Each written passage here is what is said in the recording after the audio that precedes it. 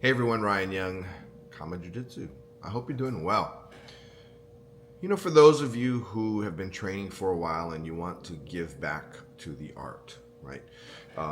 Many of you know that black belts in Brazilian Jiu Jitsu, well, for us, Kama Jiu Jitsu, Gracie Jiu Jitsu, once you hit black belt, there's no more real quest to get any rank. And the reason is because your rank, your stripes, your degrees, whatever you want to call them, dans, what, judo style, it comes down to how much time you spend teaching.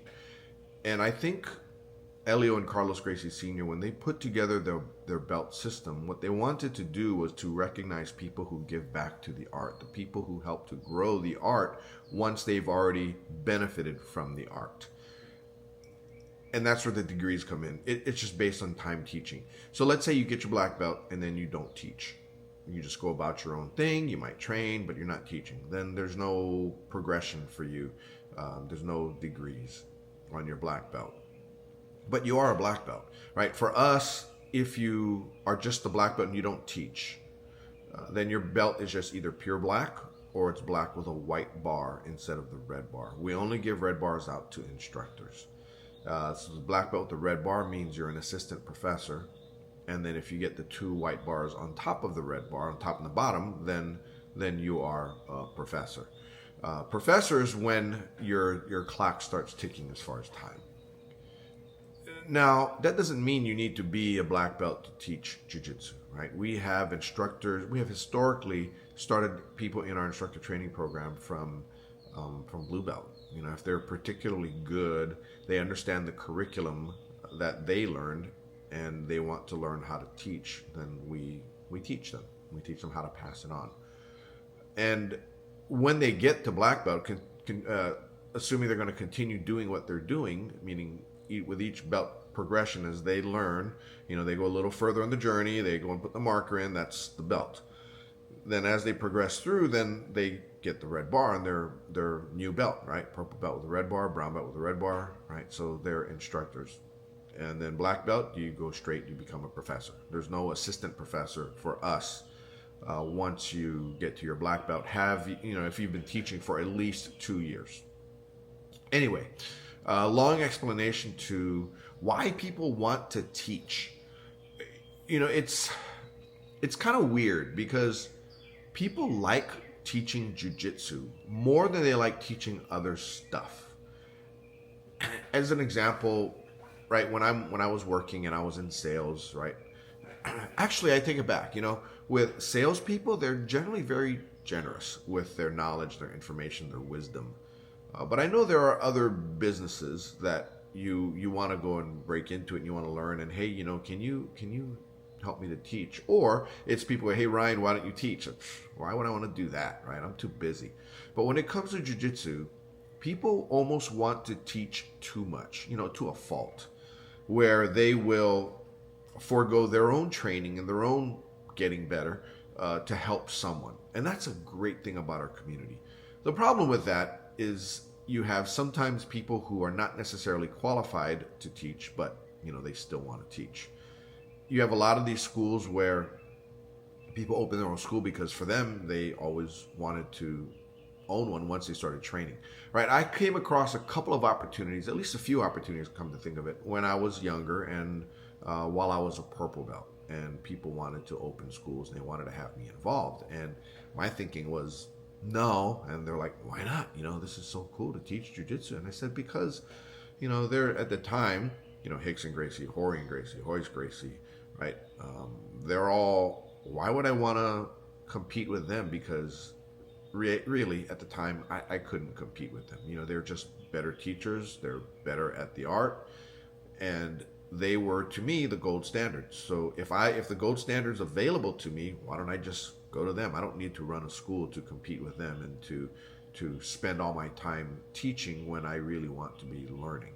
And that's another thing. When you're teaching, you have to balance your time, especially if you're not a black belt. You have to balance your time for your own personal development in the art and teaching. what a lot of people do is they go to teaching because teaching is not physical, right? A lot of it isn't. Other than if you do privates, then it is physical because now you're putting your body in harm's way to teach somebody.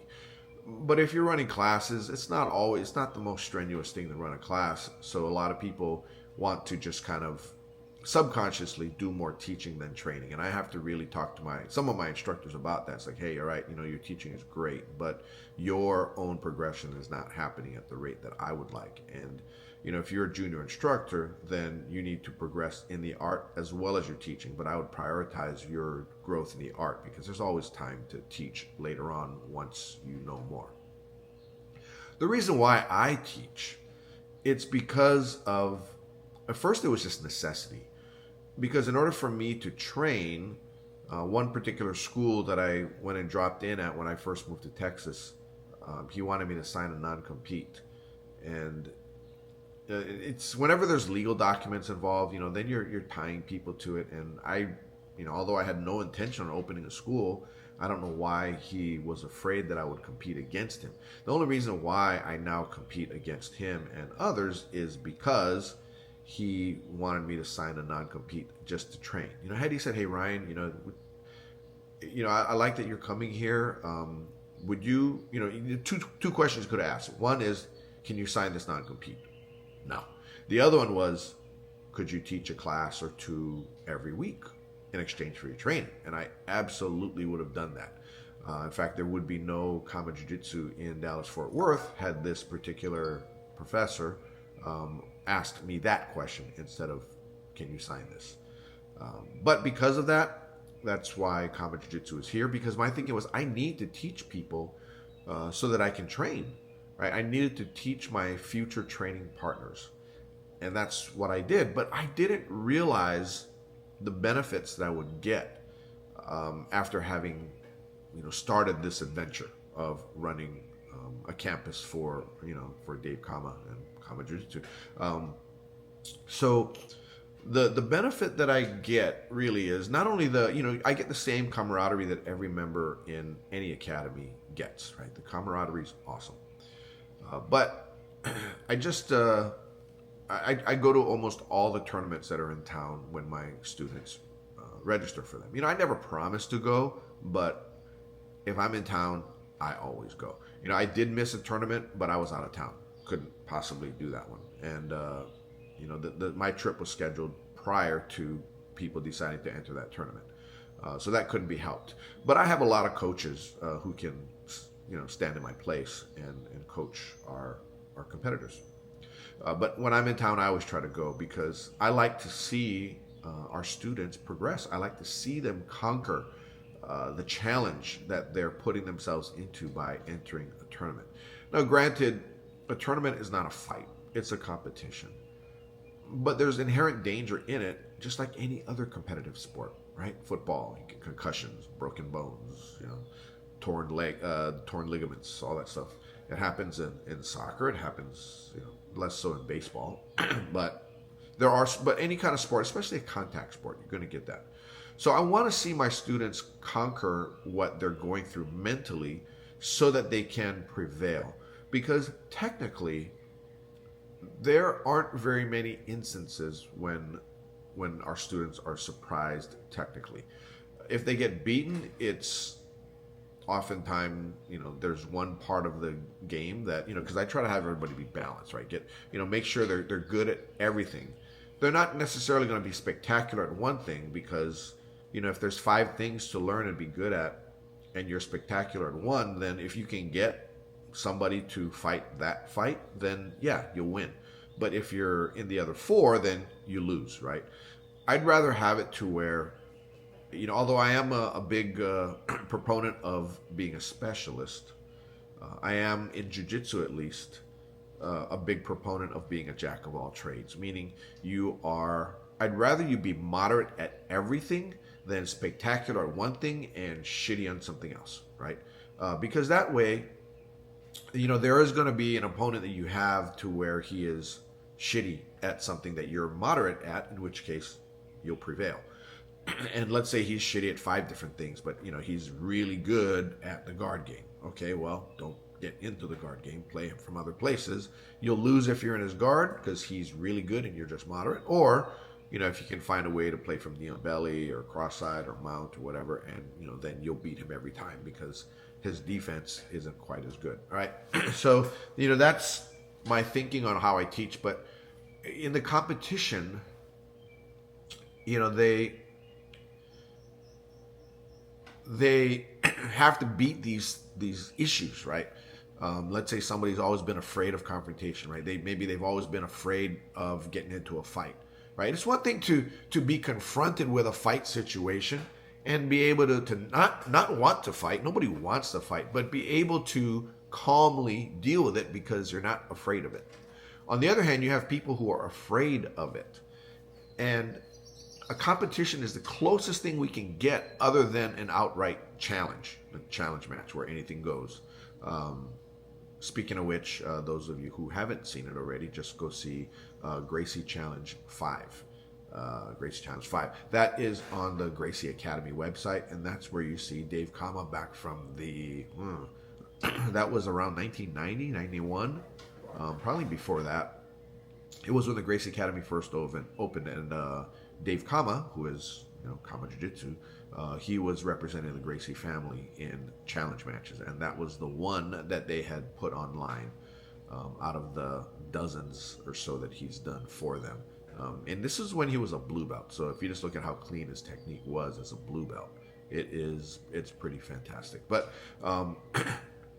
the thing that gets me to continue teaching is when a member tells me, they pull me aside and they tell me how much they benefited from being a part of the team, benefited mentally, emotionally, physically, and to the point where it's a life changer.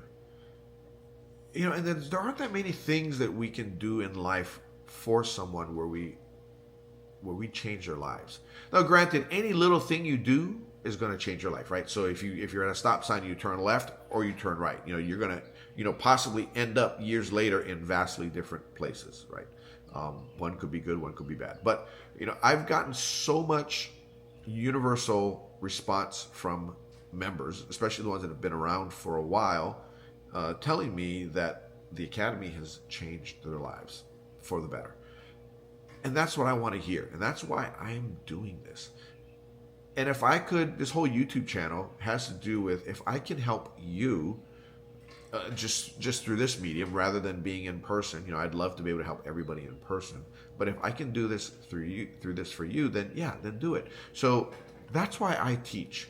I teach not for the money because we don't make a lot of money doing this. There are people that do make money, but they have mega schools. We don't have a mega school. We have a good sized school, but not a mega school. But it really comes down to the people, the community, and the combined, I guess the hive mind is what, term I've heard. They're all on the same page.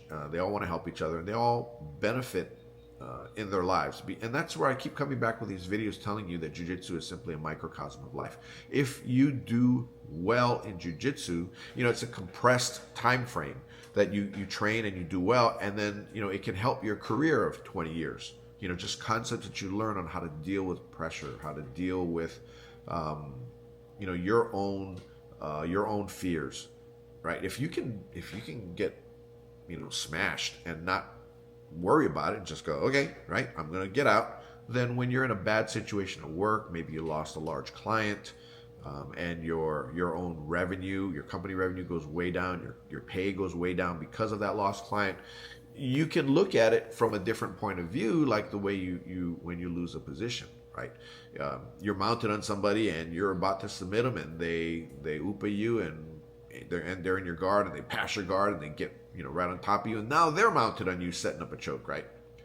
That's the equivalent of gaining a huge client, benefiting from the huge client, only to lose the huge client once you got used to having that huge client, right? And that happens multiple times in a training session. Now, in real life, it doesn't happen quite that quickly, but you can take those lessons that you learned from Jiu-Jitsu and you can use that in real life, which is why I love teaching this art so much, right? Because I see the parallels between life and jiu-jitsu. Now, when I can now use this tool that I have in my arsenal, this gift that I was given, and I can share it with somebody and have them benefit to the degree that I did, that is the whole ball of wax. That is the reason why I teach jiu-jitsu. So for those of you that are looking to teach jiu-jitsu, and you're good at teaching, hopefully, then you will understand what I'm saying. And you can now understand why your instructors, why your professor, they're so adamant about the way they do things and why. You got a lot of people who watch our videos and who are cynical people, and they're thinking is, you just want to take money from people for so long. That's why you give out belts. I mean, we do give out belts. Remember, giving belts is, or awarding belts, or recognizing with a new belt, recognizing someone's commitment and dedication and progress with a belt is one of the greatest feelings that an instructor has. Nobody wants to have an academy full of white belts over 20 years and have nobody progress, right? So everyone who is saying that jiu-jitsu is just a money grab, they're ignorant. And I say ignorant, I don't say stupid. It's a stupid comment, but I don't think you're stupid. I just think you're ignorant. And that you look at it from that lens. Now, when you look at it from that lens, then jiu-jitsu is not going to necessarily change your life because you're already walking in with a negative mindset. So anyway, if teaching is something that you want to do, get your skills up. And once you have a lot to share, then jump into it with both feet and go benefit people, go help people like the way you've been helped by, hopefully by your instructor and the art. It's not the art itself that helps people. It's a combination of the art, the instructor, and your training partners. And your full use of all three. Anyway, that's all I got for you. Oh, by the way, I'll be launching a new channel. Keep an eye out for it.